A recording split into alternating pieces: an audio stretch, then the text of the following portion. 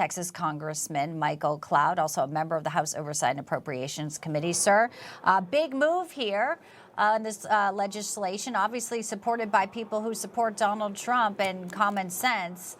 What's the next step in it? Yeah, what you're saying is exactly right. It's awesome to see what President Trump is doing, really the common sense agenda that is sweeping America. On one hand, you're excited to see it happening. On the other hand, you're like, this is just common sense. This shouldn't even really be a discussion. But unfortunately, we've seen the left push their radical leftist agenda on the American people. And they've been doing it quite savvily through the federal government. A lot of it's coming out this week in some of the grant writing that we've seen happening. And so it's important for us to come by as Congress and make sure that we're codifying this, as you said, to make sure that no future president can come in and put us down this dystopian path once again. And so our bill basically goes through what President Trump's done and make sure that this is not happening. We don't have these offices throughout the agencies in our federal government.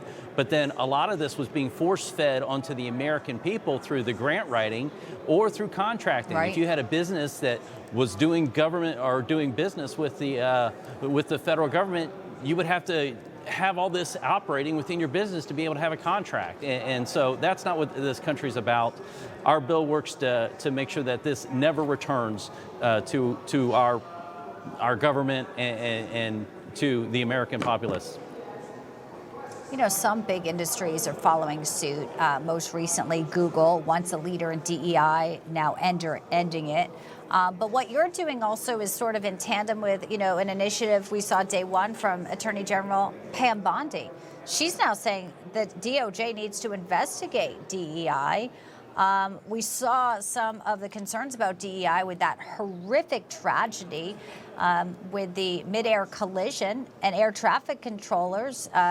There was, you know, concerns that people that were qualified were passed over because of DEI. It's something that truly has infected every branch of the federal government and private sectors. Exactly. The thing to realize is for all the nice language surrounding diversity, equity, inclusion, it's actually discriminatory. And it works against people who are qualified to do the job.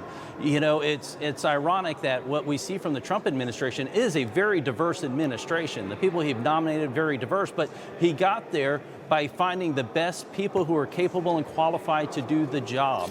This is really what America is about, and certainly in some of these areas where safety is a big concern. We saw it in the Secret Service, where one of their biggest objectives was to promote DEI instead of securing the safety of the president. And so we've got to make sure that we are getting the best people to return the best investment for the American people and their tax-paying dollar, and make sure that we rid ourselves in this country from this divisive ideology.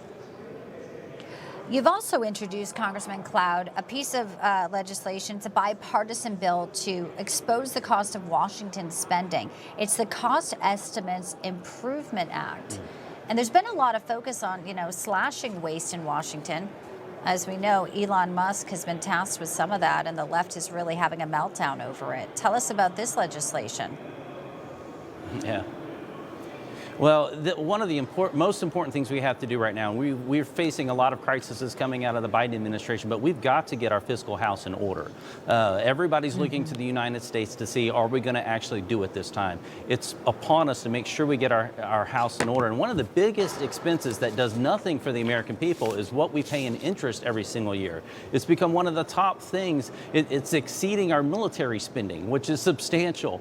And so we don't even count the cost for it when it comes to the estimates that, for example, the Congressional Budget Office does. They don't even count the cost. And so we're supposed to be looking at these things as we're weighing decisions about where the country's going to be going, and we're not even counting the cost. It'd be like going to buy a car or your house and not even looking at what that interest payment's going to cost you every single month. And so we're doing everything we can to make sure that we're bringing transparency to the process. We're looking at the real numbers. We're not playing these fuzzy DC math games, and that we restore fiscal sanity to our government and make sure that we're, again, doing what we need to be doing for the taxpayer.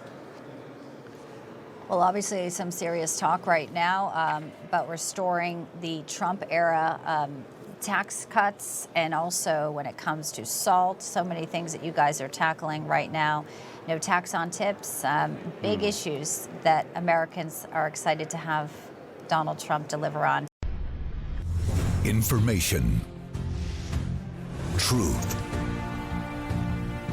is freedom. Is Newsmax. It's real news for real people.